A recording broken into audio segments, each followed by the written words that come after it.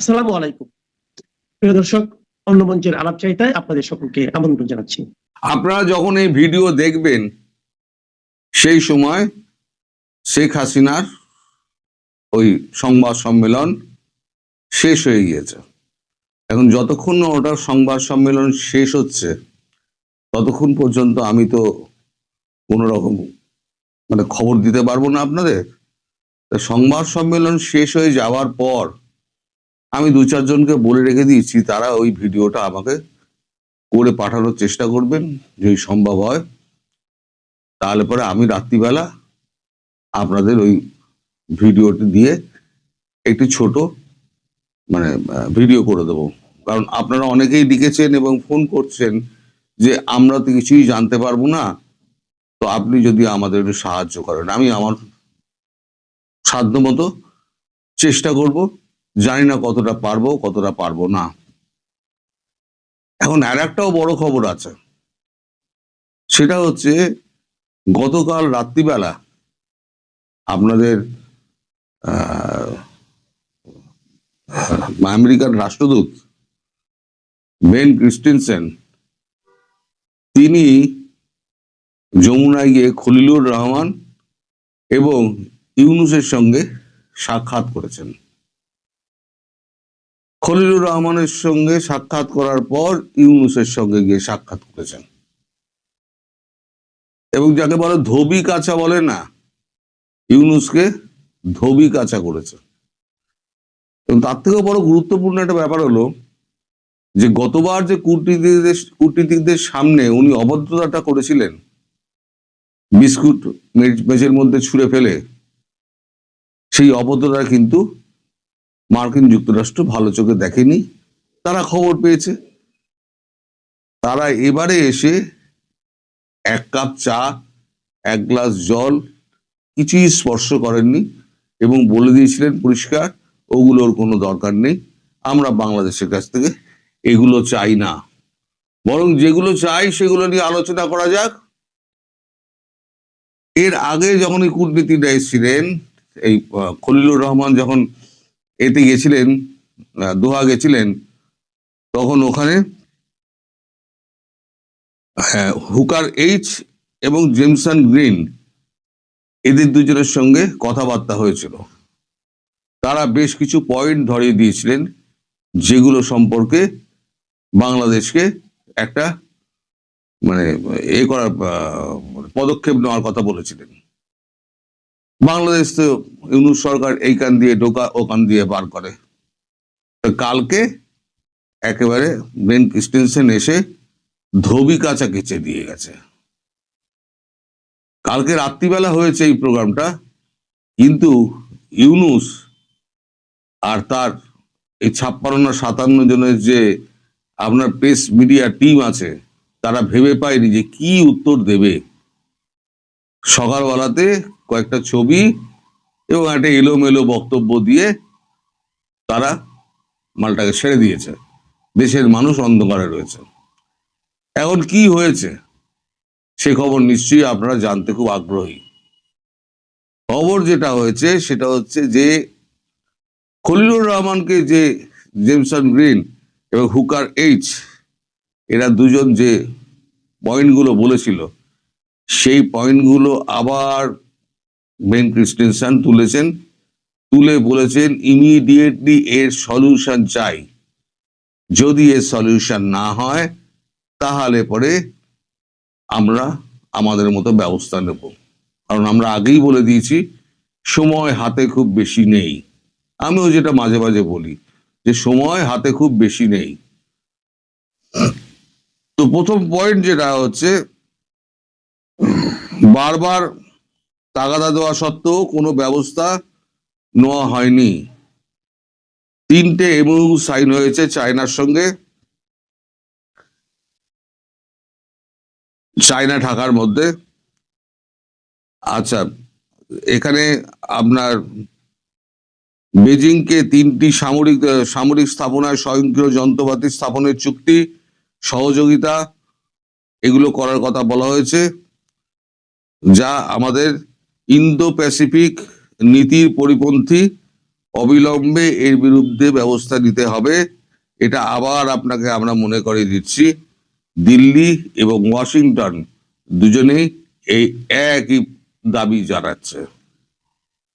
Indo Pacific নীতিতে ঢাকা আন্তরিক হতে হবে। ইউনূস এবং তার অংশীদারগণকে অন্ধ বধির বিবেচনাহীন ভাবে যে সাপোর্ট করে চলেছে তা বন্ধ করতে হবে। এর থেকে দ্রুত বেরিয়ে আসতে হবে। এড়িয়ে একটা ডিপ্লোম্যাটিক চিঠি আপনাদের পাঠানো হয়েছিল, সেটা প্রাপ্তি পর্যন্ত আপনারা স্বীকার করেননি।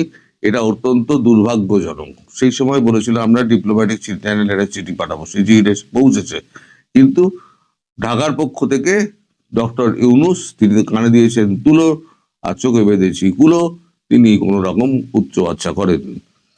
সেই নিয়ে তো একটা মানে সারমেয়র মতো হাল করে দিয়েছে কালকে। পুরো 45 না 50 মিনিট ধরে যা বকেছে, অবাধ্য সারমেয়কে যেমন মালিক বকে, সে অবাধ্য সারমেয়কে যেরকম বকা হয় সেরকম ভাই বকেছেন। তারপর বলছেন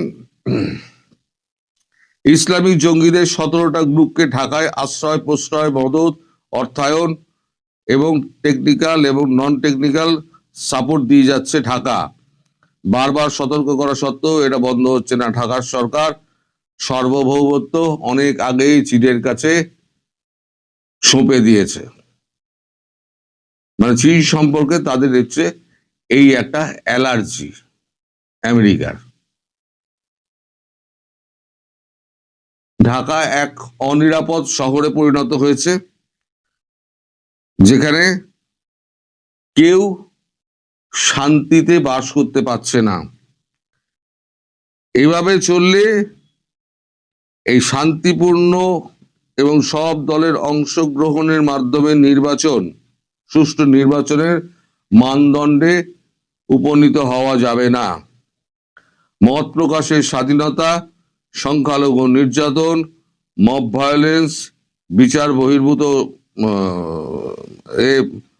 বিচার বিভাগের স্বাধীনতা শূন্যের কোঠায় যে নেমে এসছে, যা কোনো মতেই 16টি মানবাধিকার ইস্যুকে কভার করে না।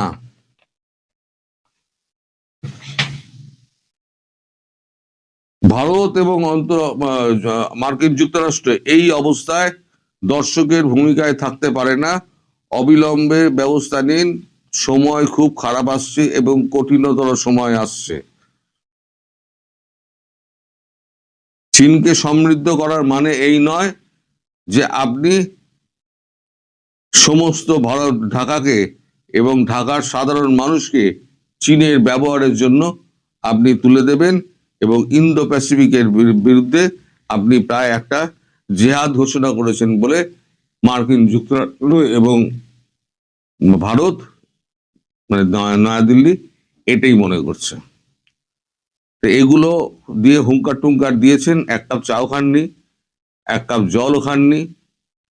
তা এই যে সমস্ত ধোবি কাঁচা হলো, ধোবি মানে ধোপা ধোপা যেভাবে পাটে কাছে সেভাবে যেভাবে ইউনূসে কাঁচা হলো, তার এই 57 জন যে আপনার প্রেস উইং এ রয়েছে তারা এবং শফিকুর সারা রাত ধরে চিন্তা করেছে যে আমরা কি বলতে পারি।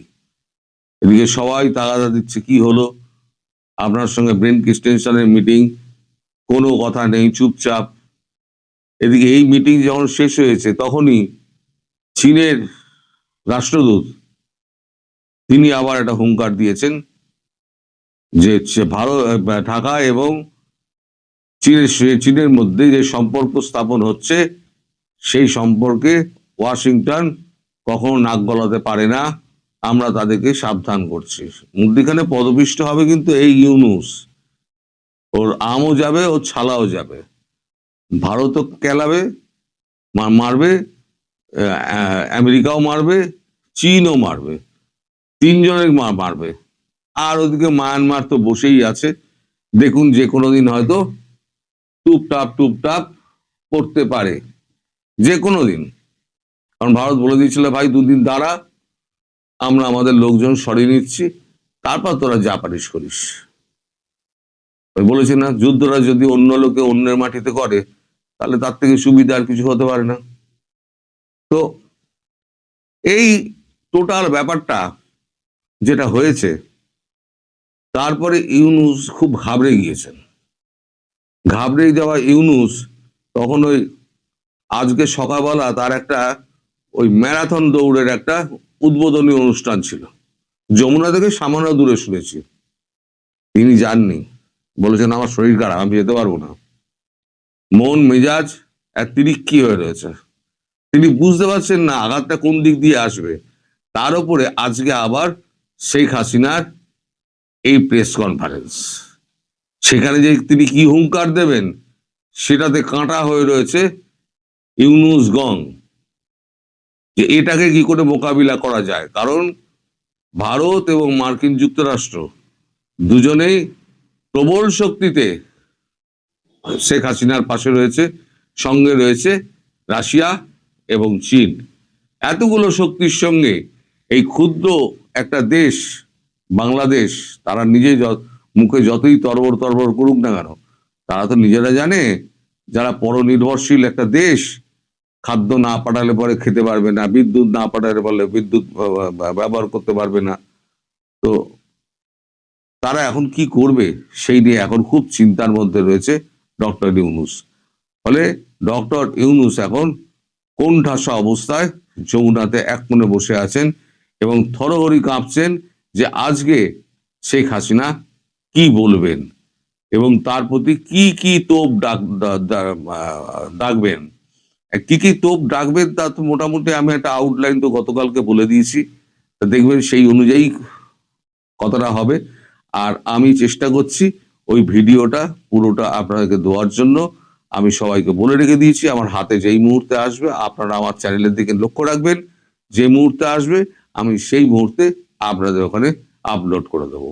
তিনি বলেছেন যে যখন মূলধারার রাজনীতিতে চরমপন্থী গোষ্ঠীদেরকে পুনর্বাসন করা হয়েছে বা চরমপন্থী গোষ্ঠীদের ঢুকতে দেওয়া হয়েছে, তারা কোনোভাবেই রাষ্ট্রটাকে একটা মধ্যপন্থার সহনশীল চরিত্রে থাকতে দেয় না। They do not moderate the state, they seek to reshape it in their own image. তারা চেষ্টা করে রাষ্ট্রের চেহারা বদলে তাদের পছন্দ মতো চেহারা দিতে এবং দেশ থেকে বহুত্ববাদের মানে বিভিন্ন মত পথ ধর্ম বর্ণের লোক যে একটা দেশে থাকবে সেই প্লুরালিজমের চরিত্রটার একেবারে শেষ চিহ্নটা পর্যন্ত মুছে ফেলতে।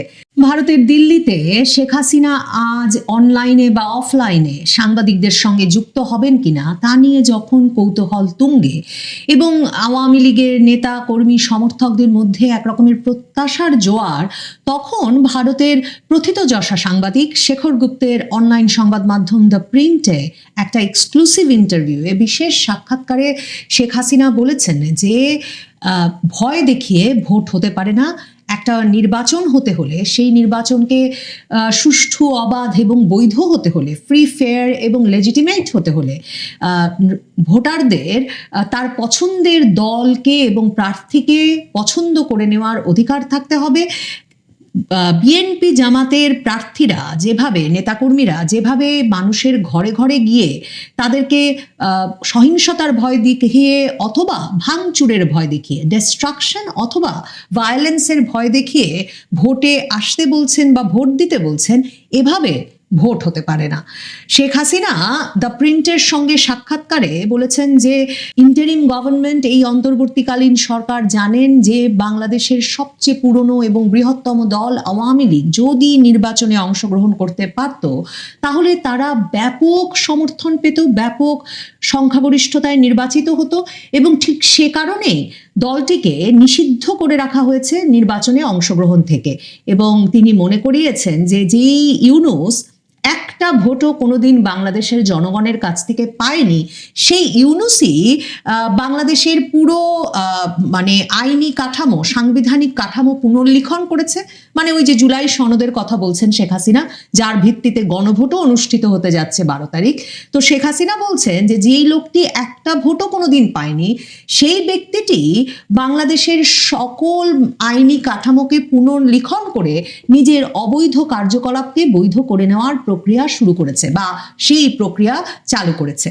শেখ হাসিনা এই সাক্ষাৎকারটিতে বলেন যে এই পুরো প্রক্রিয়াটাকে কোনো পরিবর্তন, রূপান্তর, ক্ষমতা হস্তান্তর বলা যায় না, এটা কোনো ট্রানজিশন নয়, এটা এক রকমের কর্তৃত্ববাদ মাত্র। দ্য প্রিন্ট এই আলাপটি করেছে শেখ হাসিনার সঙ্গে, যে ডক্টর মোহাম্মদ ইউনূস তো বারবার বলেছেন যে তিনি আওয়ামী লীগকে নিষিদ্ধ করেন নাই। তিনি বিভিন্ন আন্তর্জাতিক সংবাদ মাধ্যমে, আপনাদের মনে থাকবে যে ডক্টর ইউনূস বারবারই বলেছেন যে তিনি আওয়ামী লীগকে তার সরকার নিষিদ্ধ করে নাই, আওয়ামী লীগের রাজনৈতিক কার্যক্রম নিষিদ্ধ রয়েছে। শেখ হাসিনাকে এ বিষয়ে প্রশ্ন করা হলে শেখ হাসিনা বলেছেন যে উনি একটা পার্থক্য করেছেন, নিষিদ্ধ আর রাজনৈতিক কার্যক্রম নিষিদ্ধ, কিন্তু এর কোনো অর্থ তিনি ব্যাখ্যা করেন নাই। এবং আওয়ামী লীগ যেহেতু কোনো রাজনৈতিক কর্মকাণ্ড পরিচালনা করতে পারছে না, প্রচারণা চালাতে পারছে না, সংগঠিত হতে পারছে না, এমনকি নির্বাচনেও অংশ নিতে পারছে না, কাজেই ইউনূস সরকার প্রকৃতভাবে সর্বতভাবে আওয়ামী লীগকে নিষিদ্ধ করে রেখেছে। শেখ হাসিনা বলেছেন যে বাংলাদেশের আইন শৃঙ্খলা পরিস্থিতির যে ভয়াবহ অবনতি হয়েছে, যে গুরুতর অবনতি হয়েছে, তা একমাত্র ঘুরে দাঁড়ানো সম্ভব যদি বাংলাদেশে সকল রাজনৈতিক দলের অংশগ্রহণে একটা সুষ্ঠু অবাধ নির্বাচনের মাধ্যমে একটা সাংবিধানিক সরকার বাংলাদেশের নেতৃত্বে আসে, তাহলেই শুধুমাত্র সেটা সম্ভব। কারণ আইন শৃঙ্খলা কখনো বাছাই করে প্রয়োগ করে কিংবা ভয় দেখিয়ে আইন শৃঙ্খলা ব্যবস্থার উন্নতি করা যায় না বা আইনের শাসন প্রতিষ্ঠা করা যায় না। শেখ হাসিনার এই সাক্ষাৎকারটি যখন এসেছে, প্রিন্ট লিখছে, তার মাসখানেক আগেই মাত্র ওসমান হাদির মৃত্যুর পর বাংলাদেশে ভয়াবহ সহিংসতার ঘটনা ঘটেছে। প্রিন্ট সেটা 18ই ডিসেম্বরের হাদির মৃত্যুর ঘটনার পরের সহিংসতা, প্রথম আলো, ডেইলি স্টারের অগ্নিসংযোগ, এসবগুলোর কথা মনে করিয়ে শেখ হাসিনাকে প্রশ্ন করেছিল, এবং শেখ হাসিনা তার উত্তরে বলেছেন যে বাংলাদেশে যেহেতু এখন এমন একটা সরকার বসে আছে ক্ষমতায় যারা অনির্বাচিত এবং যারা কোনো রকম, যাদের কোনো জনপ্রিয়তার কোনো ম্যান্ডেট নাই, পপুলার ম্যান্ডেট নাই, মানে জনপ্রিয়তার ভিত্তিতে নির্বাচিত হয়ে তারা আসে নাই, কাজেই তারা এক্সট্রিমিস্ট ফ্যাকশনগুলোকে, চরমপন্থী গোষ্ঠীগুলোকে বাংলাদেশের রাজনীতি দখল করে নেওয়ার সুযোগ দিয়েছে। এবং তিনি বলছেন যে ইউনূস সরকার এ কারণেই সংস্কার দেওয়ার পরিবর্তে, মানে সংস্কারের কথা বলে তারা ক্ষমতায় এসেছে, কিন্তু সংস্কার দেওয়ার পরিবর্তে এই অন্তর্বর্তীকালীন সরকার র্যাডিক্যাল গ্রুপ, মৌলবাদী চরমপন্থী গোষ্ঠীগুলোকে ক্ষমতার কেন্দ্রে বসিয়েছে এবং মব জাস্টিস, মবের বিচার প্রতিষ্ঠা করেছে এবং পলিটিক্যাল ভয়েসেস, সকল রকম বৈধ রাজনৈতিক কণ্ঠস্বরকে এক রকমের রুদ্ধ করেছে, তাদের কণ্ঠ চেপে ধরেছে। শেখ হাসিনা বলেছেন যে এই মুহূর্তে বাংলাদেশে কোনো রকম আইন শৃঙ্খলা নাই, no semblance of law and order. Yunus সরকার নিয়মিতভাবে সহিংসতার বিরুদ্ধে ব্যবস্থা নিতে ব্যর্থ হয়েছে এবং এরা ইচ্ছা করে এক্সট্রিমিস্টদের, চরমপন্থীদেরকে শক্তিশালী করেছে যাতে তারা ভয়াবহ নৃশংসতা, ডেইলি অ্যাক্টস অফ ব্রুটালিটি এবং বাংলাদেশের যে একটা বৈচিত্র্যময় চরিত্র ছিল, একটা অন্তর্ভুক্তিমূলক চরিত্র ছিল, বৈচিত্র্য গ্রহণের যে সক্ষমতা ছিল, প্লুরালিজমের যে আদর্শ ছিল, বহুত্ববাদ যে ছিল সমাজে, সেটা একেবারে ধামাচাপা পড়ে গেছে এবং বাংলাদেশে এর মাধ্যমে কোনো রকম বৈচিত্র্য বা ভিন্ন মতকে রীতিমতো সামাজিক শত্রু, রাজনৈতিক শত্রু হিসেবে চিহ্নিত করা হচ্ছে। এবং শেখ হাসিনা সেক্ষেত্রে সবচেয়ে গুরুত্বের সঙ্গে আলাদাভাবে এই বিষয়টি নিয়ে মানে বিস্তারিত কথা বলেছেন প্রিন্টের সঙ্গে এই সাক্ষাৎকারে। আমার মনে হয়েছে সেটা শেখ হাসিনার নির্বাচনের আগে একটা গুরুত্বপূর্ণ অবস্থান, যে বাংলাদেশের পুরো সোসাইটির, সমাজের চরিত্রটা বদলে গেছে, সমাজটা র্যাডিকালাইজড হয়ে গেছে, চরমপন্থার বিকাশ হয়েছে এবং এমন উগ্রবাদের বিকাশ হয়েছে যে বাংলাদেশের যে মৌলিক আদর্শগুলো ছিল সেগুলো একেবারে ধ্বংসের দ্বার প্রান্তে পৌঁছেছে। শেখ হাসিনা বলেছেন যে Bangladesh was founded on secularism, pluralism and democratic values. Bangladesh গণতন্ত্র, ধর্মনিরপেক্ষতা এবং বহুত্ববাদের আদর্শের ওপর প্রতিষ্ঠিত হয়েছিল। কিন্তু এখানে তিনি রীতিমতো জামায়াতে ইসলামীর নাম উল্লেখ করে এই সাক্ষাৎকারটিতে তিনি উদ্বেগ প্রকাশ করেছেন। তিনি বলেছেন যে জামায়াতে ইসলামী এবং অন্যান্য চরমপন্থী গোষ্ঠীগুলোকে ইউনূস সরকার পুনর্বাসন করবার মাধ্যমে বাংলাদেশের যে জাতিগত চরিত্র, সেই চরিত্রটাই নষ্ট হয়ে গেছে। threatens the very fabric of our nation। এবং তিনি বলেছেন যে যখন মূলধারার রাজনীতিতে চরমপন্থী গোষ্ঠীদেরকে পুনর্বাসন করা হয়েছে বা চরমপন্থী গোষ্ঠীদের ঢুকতে দেওয়া হয়েছে, তারা কোনোভাবেই রাষ্ট্রটাকে একটা মধ্যপন্থার সহনশীল চরিত্রে থাকতে দেয় না। They do not moderate the state, they seek to reshape it in their own image. তারা চেষ্টা করে রাষ্ট্রের চেহারা বদলে তাদের পছন্দ মতো চেহারা দিতে, এবং দেশ থেকে বহুত্ববাদের মানে বিভিন্ন মত পথ ধর্ম বর্ণের লোক যে একটা দেশে থাকবে সেই প্লুরালিজমের চরিত্রটার একেবারে শেষ চিহ্নটা পর্যন্ত মুছে ফেলতে। শেখ হাসিনা এটা বলে মানে তিনি বলেছেন যে এটা একটা deeply concerning trajectory for Bangladesh. বাংলাদেশের জন্য এটা একটা গভীরভাবে উদ্বেগজনক ধারা, যেটা বাংলাদেশের সমাজটাকে বহুভাগে বিভক্ত করে ফেলেছে। এবং সবচেয়ে গুরুত্বপূর্ণ গুরুতর সমস্যা যেটা বাংলাদেশকে এটা একেবারে আন্তর্জাতিক বিশ্ব থেকে আলাদা করে ফেলছে, আন্তর্জাতিক বিশ্ব মুখ ফিরিয়ে নিচ্ছে বাংলাদেশ থেকে। কারণ তারা কোনোভাবেই এই যে মব ভায়োলেন্স দ্বারা, মব সহিংসতার মাধ্যমে একটা দেশ পরিচালিত হচ্ছে কিংবা একটা দেশে সংখ্যালঘুরা ক্রমাগতভাবে নির্যাতনের শিকার হচ্ছেন, এই বিষয়গুলো আন্তর্জাতিক সম্প্রদায় মেনে নিতে প্রস্তুত না। তাই তারা বাংলাদেশ থেকে মুখ ঘুরিয়ে নিচ্ছে। এবং শেখ হাসিনা সুস্পষ্টভাবে দ্য প্রিন্টের সঙ্গে এই সাক্ষাৎকারে বলেন যে এগুলো কিন্তু কোনো থিওরিটিক্যাল কনসার্ন না, এগুলো কোনো মানে পুঁথিগত বা তাত্ত্বিক উদ্বেগ নয়, এটা এরই মধ্যে বাংলাদেশের রাজপথে বাংলাদেশের পরিস্থিতিতে একেবারে পরিষ্কার। শেখ হাসিনা বলেছেন যে জামাতের উত্থানের সঙ্গে সঙ্গে বাংলাদেশে আরো একটা ভয়াবহ ঘটনা ঘটছে, সেটা হচ্ছে ঐতিহাসিক যে সত্যগুলো সেগুলো একেবারে উদ্দেশ্যমূলকভাবে সেই ঐতিহাসিক সত্যগুলোকে প্রশ্ন করা হচ্ছে এবং ঐতিহাসিক সত্যগুলোর যে বয়ানগুলো সেগুলো একরকম ভেঙে দেওয়া হচ্ছে, সেগুলো নতুন করে তাদের বয়ান প্রতিষ্ঠার চেষ্টা হচ্ছে। রিভিশনিজম দেখা যাচ্ছে, বাংলাদেশের ইতিহাস নতুন করে লেখার প্রচেষ্টা চলছে। শেখ হাসিনা বলেছেন যে আমরা আজকে যা দেখছি সেটা হচ্ছে ঐতিহাসিক সত্যকে মুছে ফেলার চেষ্টা। যখন এই যে নতুন করে যারা ইতিহাস লিখতে চায় কিংবা চরমপন্থীরা, তারা সবসময় 1971 সালে পাকিস্তানের কাছ থেকে বাংলাদেশের যে স্বাধীনতা বহু প্রাণের বিনিময়ে অর্জিত হয়েছিল সেটাকে তারা সবসময় হালকা করে দেখাতে চায়। তারা চায় পাকিস্তানি শোষক আর নিগৃহীত বাঙালির মধ্যকার যে পার্থক্য, যে শোষণ শাসনের ইতিহাস, সেটা মুছে ফেলতে। এবং তিনি বলেছেন যে এর মাধ্যমে তারা আওয়ামী লীগকে রাষ্ট্রের শত্রু হিসেবে দেখাতে চায়, যেটা কোনোভাবেই সত্য প্রমাণ করা তাদের পক্ষে সম্ভব হয় না। এরপর শেখ হাসিনা যে কথাটা বলেছেন সেটা দ্য প্রিন্ট তাদের সাক্ষাৎকারে বড় করে হাইলাইট করেছে, বিশেষ গুরুত্ব দিয়েছে।